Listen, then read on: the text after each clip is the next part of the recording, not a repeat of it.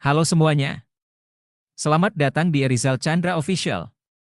Di sini, kita bakal ngobrolin berbagai hal menarik seputar pendidikan, dari teori, metode, hingga inovasi terbaru dengan cara yang seru dan mudah dipahami. Jadi, pastikan kalian subscribe dan nyalain loncengnya biar gak ketinggalan video terbaru. Sosiologi Ekonomi, Pengantar. Latar belakang sosiologi ekonomi, definisi sosiologi ekonomi. Sosiologi ekonomi adalah cabang ilmu yang mempelajari hubungan antara fenomena sosial dan ekonomi. Disiplin ini menganalisis bagaimana struktur sosial, norma, dan budaya mempengaruhi aktivitas ekonomi.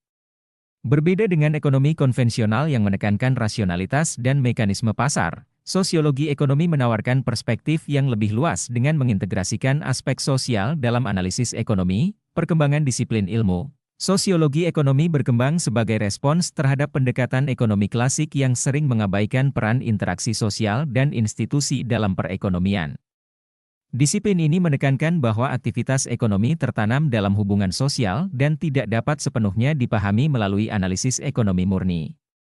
Pasar dipandang sebagai bagian dari jaringan sosial yang lebih luas. Konsep utama dalam sosiologi. 1. Struktur sosial. Struktur sosial mengacu pada pola hubungan yang terorganisir dalam masyarakat, yang menjadi dasar bagi interaksi sosial. Konsep ini mencakup status sosial, peran sosial, stratifikasi sosial, dan organisasi sosial. Status sosial sendiri dapat diperoleh sejak lahir, Aschribet status, atau diraih melalui usaha, Achieved status. 2. Interaksi sosial. Interaksi sosial merupakan proses utama dalam hubungan sosial yang melibatkan komunikasi, tindakan, serta respons antar individu atau kelompok. Interaksi ini bisa bersifat formal maupun informal dan dipengaruhi oleh faktor seperti norma sosial, nilai, serta status sosial. Bentuk interaksi sosial meliputi kerjasama, persaingan, dan akomodasi. 3. Institusi sosial. Institusi sosial adalah sistem yang mengatur perilaku individu dan kelompok dalam masyarakat melalui norma dan nilai tertentu. Institusi sosial utama meliputi keluarga, pendidikan, agama, ekonomi, dan politik. Masing-masing institusi ini memiliki peran penting dalam menjaga keseimbangan sosial. Konsep utama dalam ekonomi, kelangkaan dan pilihan. Prinsip dasar ekonomi menyatakan bahwa sumber daya yang tersedia terbatas, sementara keinginan manusia tidak terbatas. Oleh karena itu, individu dan masyarakat harus menentukan cara terbaik untuk mengalokasikan sumber daya yang terbatas guna memenuhi kebutuhan dan keinginan mereka. Konsep ini melahirkan ide tentang biaya peluang, yaitu alternatif terbaik yang dikorbankan saat sebuah pilihan dibuat, rasionalitas dan maksimalisasi utilitas. Ekonomi konvensional mengasumsikan bahwa individu bertindak secara rasional untuk memaksimalkan kepuasan atau keuntungan. Konsumen berusaha memperoleh utilitas maksimal dalam keterbatasan anggaran. Sementara produsen berupaya mengoptimalkan keuntungan dengan menentukan kombinasi input dan output yang paling efisien. Mekanisme pasar. Dalam ekonomi, pasar berperan sebagai mekanisme yang mengatur alokasi sumber daya melalui interaksi antara permintaan dan penawaran. Harga barang dan jasa terbentuk melalui proses tawar-menawar antara konsumen dan produsen. Adam Smith menggambarkan proses ini sebagai tangan tak terlihat yang mengarahkan perilaku ekonomi tanpa memerlukan intervensi eksternal. Sejarah perkembangan sosiologi ekonomi. Awal abad ke-19, revolusi industri di awal abad ke-19 membawa perubahan besar dalam struktur sosial dan ekonomi. Transformasi ini mendorong pemikiran mengenai hubungan antara masyarakat dan ekonomi. Urbanisasi yang pesat, munculnya kelas pekerja, serta berkembangnya sistem kapitalis menjadi perhatian utama para pemikir sosial. Karl Marx mulai mengkritisi dampak kapitalisme terhadap struktur sosial. Akhir abad ke-19, pada periode ini, Max Weber mengembangkan teori tentang hubungan antara nilai-nilai budaya dan perkembangan ekonomi. Dalam karyanya The Protestant Ethic and the Spirit of Capitalism, Weber menjelaskan bagaimana etika kerja Protestan berkontribusi terhadap pertumbuhan kapitalisme modern melalui rasionalitas ekonomi dan etika kerja. Awal abad ke-20, Emile Durkheim menganalisis bagaimana perubahan dalam pembagian kerja berdampak pada solidaritas sosial.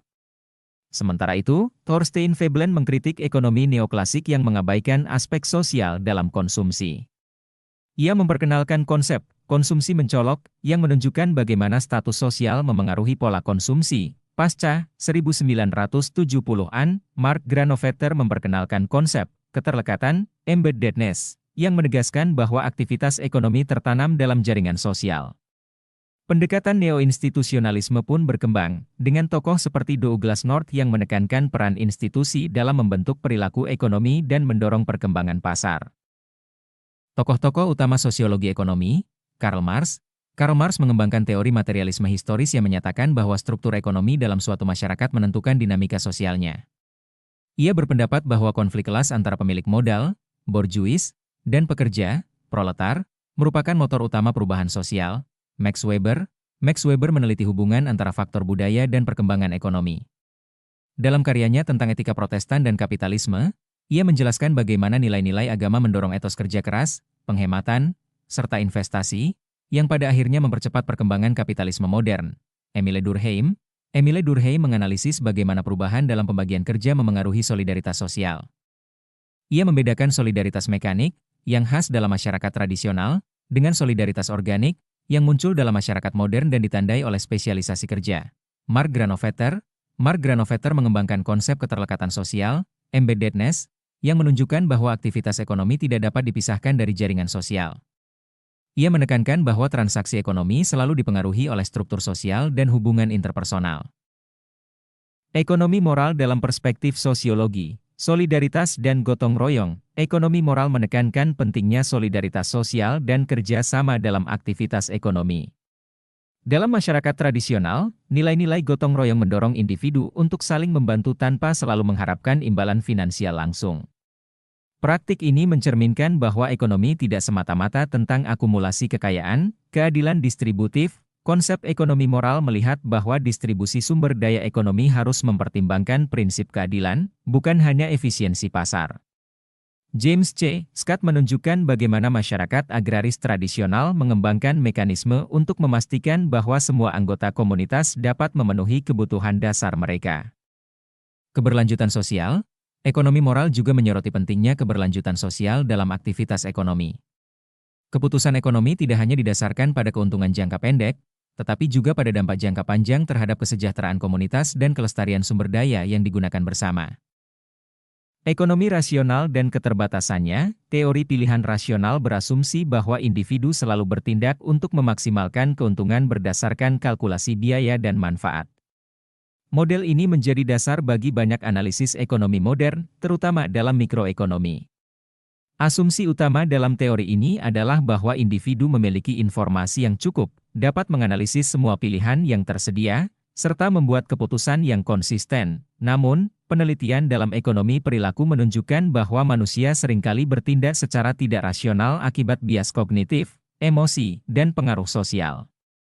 Fenomena seperti pembelian impulsif, perilaku mengikuti tren, serta pengambilan risiko berlebihan tidak dapat dijelaskan sepenuhnya oleh model rasionalitas klasik. Keterbatasan ini menegaskan pentingnya mengintegrasikan faktor sosial dan psikologis dalam analisis ekonomi. Studi kasus sosiologi ekonomi di Indonesia, pasar tradisional. Pasar tradisional di Indonesia mencerminkan bagaimana transaksi ekonomi terjalin dalam hubungan sosial. Sistem tawar-menawar tidak hanya berkaitan dengan harga, tetapi juga membangun relasi jangka panjang antara pedagang dan pembeli. Loyalitas pelanggan seringkali didasarkan pada kepercayaan dan hubungan personal, bukan semata-mata pada harga terendah. Sistem koperasi di Indonesia, seperti Koperasi Unit Desa, KUD, menunjukkan bagaimana prinsip ekonomi moral dapat diintegrasikan ke dalam struktur formal. Dengan menggabungkan nilai gotong royong dan solidaritas dengan mekanisme pasar, koperasi menciptakan sistem ekonomi yang lebih inklusif serta berakar pada nilai-nilai lokal. Ekonomi digital. Perkembangan ekonomi digital di Indonesia memperlihatkan bagaimana teknologi berinteraksi dengan struktur sosial yang ada. Platform seperti Gojek dan Tokopedia tidak hanya mengubah cara transaksi dilakukan, tetapi juga menciptakan komunitas baru dan mengubah hubungan antara produsen, konsumen, serta pekerja. Kesimpulan, 1. Integrasi perspektif. Penting untuk mengintegrasikan perspektif sosiologi dan ekonomi dalam memahami fenomena ekonomi secara komprehensif. Sosiologi ekonomi memberikan pandangan yang lebih menyeluruh dalam memahami aktivitas ekonomi sebagai bagian dari kehidupan sosial. Kajian ini menunjukkan bahwa ekonomi tidak beroperasi dalam ruang hampa, melainkan selalu dipengaruhi oleh struktur sosial, norma, dan relasi kekuasaan dalam masyarakat. 3. Faktor sosial. Aktivitas ekonomi selalu tertanam dalam konteks sosial yang lebih luas dan dipengaruhi oleh norma, nilai, serta jaringan sosial. 5. Kebijakan inklusif. Kebijakan ekonomi harus mempertimbangkan dampak sosial dan berusaha menciptakan sistem yang inklusif serta berkeadilan. Untuk pengembangan sosiologi ekonomi ke depan, diperlukan penelitian lebih lanjut tentang bagaimana digitalisasi dan globalisasi mengubah pola aktivitas ekonomi dan struktur sosial. Selain itu, dialog yang lebih intensif antara ekonomi dan sosiologi diperlukan guna menciptakan kerangka analisis yang lebih integratif dalam memahami fenomena ekonomi kontemporer.